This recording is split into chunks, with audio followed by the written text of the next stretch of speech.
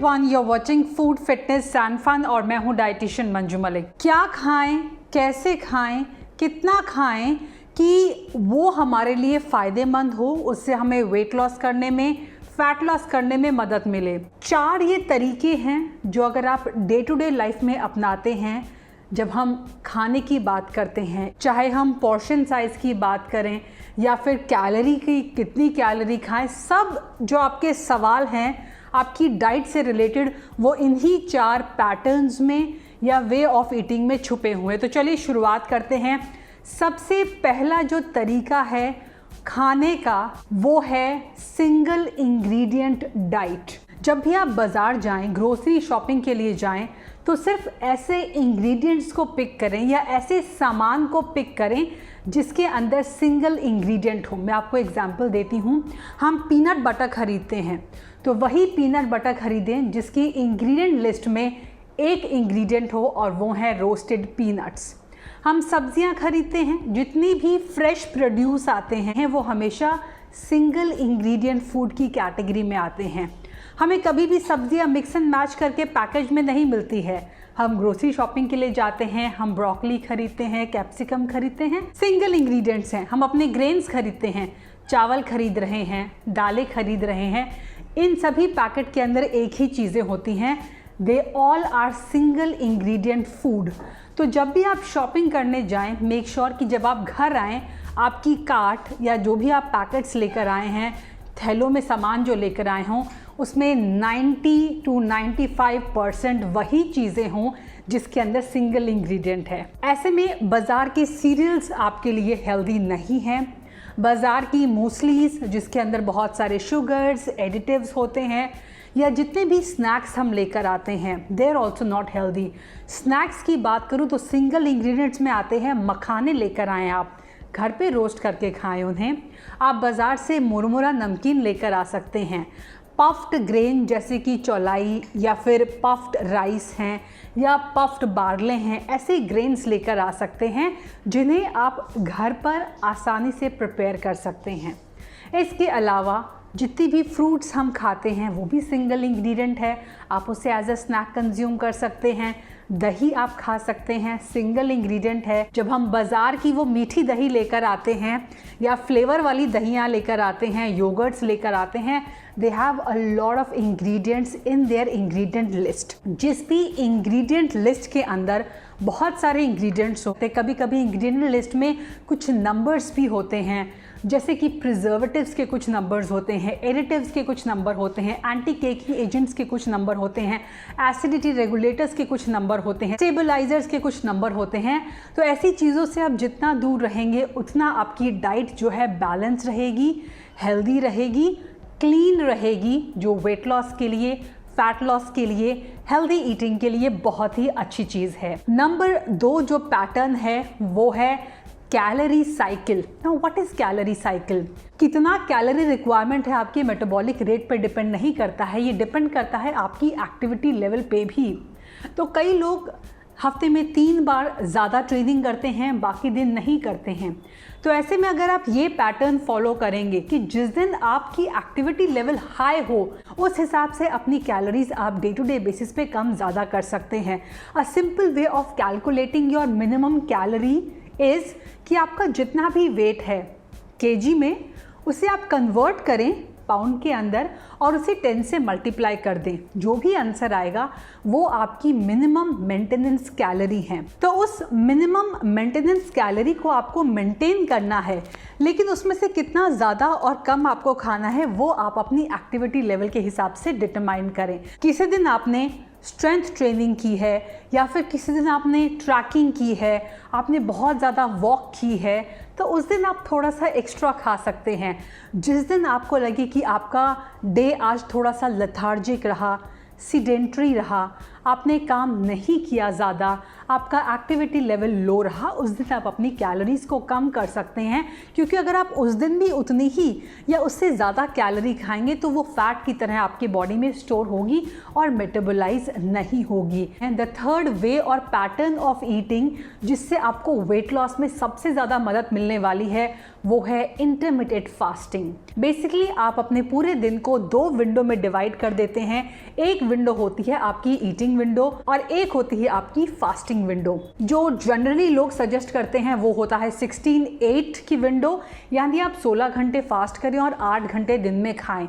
लेकिन for females I would not suggest this way of eating, क्योंकि उनके लिए ये थोड़ा सा स्ट्रेसफुल हो सकता है।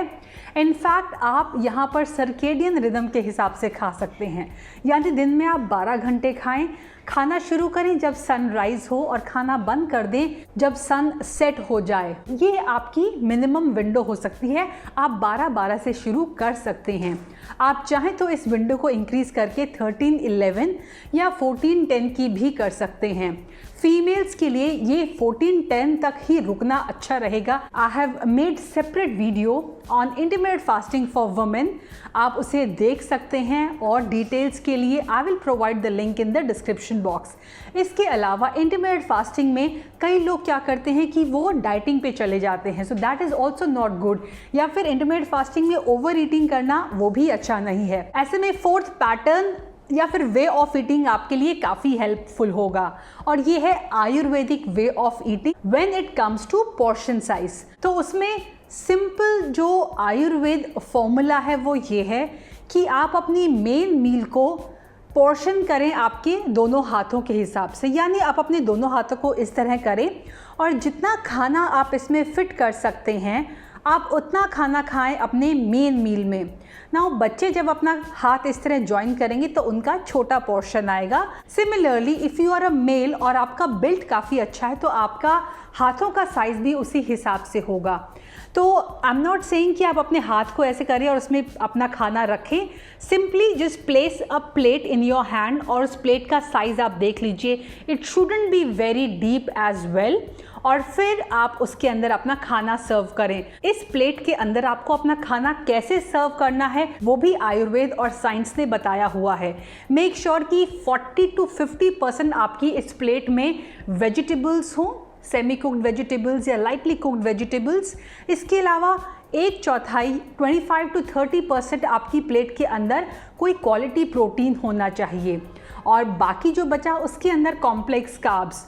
इसके अलावा थंब रूल है फैट के लिए, यानी आप अपने थंब के साइज़ के हिसाब से अपनी उस मील के अंदर कोई हेल्दी फैट भी ऐड कर सकते हैं, फिर चाहे वो देसी घी हो, वर्जिन कोकोनट ऑयल हो। अगर स्नैक्स की बात करें तो आप जो स्नैक खाते हैं वो आपकी मुट्ठी में फिट हो जाना चाहिए। ये सारी प्लेटिंग के पीछे 2 रीज़न है। नंबर 1, आपकी जो स्टमक का साइज़ होता है वो एक टेनिस बॉल के जितना होता है। अगर आप उसे ज़्यादा स्टफ़ कर लेंगे तो उसके अंदर प्रोसेसिंग के लिए स्पेस नहीं बचेगा and you will end up feeling bloated and gassy. आपको एसिडिटी या एसिड रिफ्लेक्स भी हो सकते हैं। जब हम धीरे धीरे करके अपनी डाइट को इंक्रीज़ करते हैं तो ये स्ट्रेच हो सकता है।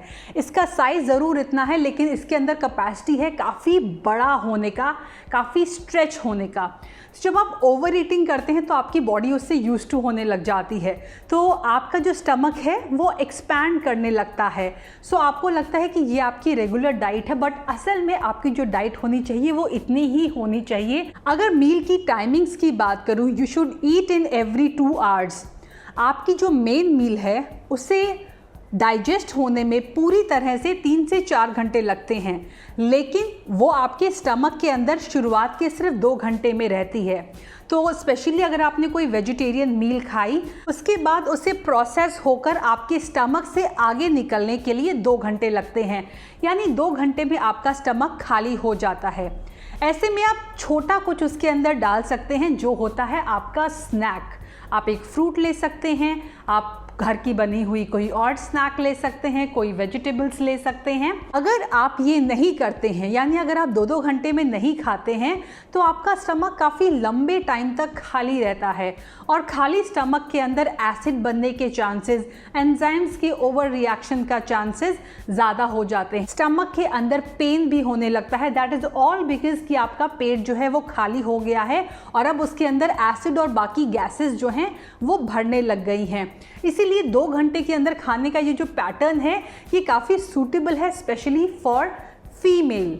और ये ना करने से एक और चीज़ जो हो सकती है वो ये कि अगर आप नहीं खाएंगे 4 घंटे तक, तो आपके जो एपेटाइट या फिर आपका जो हंगर स्केल है वो काफ़ी ऊपर तक चला जाएगा एंड देयर आर चांसेस कि आप अपनी मेन मील में ज़्यादा खाएं जितना आपको रिक्वायर्ड है या जितना आपकी बॉडी को चाहिए। तो ये 4 तरीके यानी calorie cycling, Ayurvedic way of eating, single ingredient diet and intermittent fasting अगर आप फॉलो करते हैं तो आपको किसी भी और डाइट को फॉलो करने की ज़रूरत नहीं है। एंड आई प्रॉमिस कि अगर आप सही तरीके से इसे फॉलो करते हैं तो आपको रिजल्ट्स भी बहुत जल्दी देखने को मिलेंगे और वो रिजल्ट्स जो होंगे वो सस्टेनेबल होंगे और परमानेंट होंगे। So I hope you enjoyed watching today's video. Stay tuned. Thanks for watching. Stay healthy, stay fit, stay active, and I'll be back very soon. Until next time, you take care. Bye bye.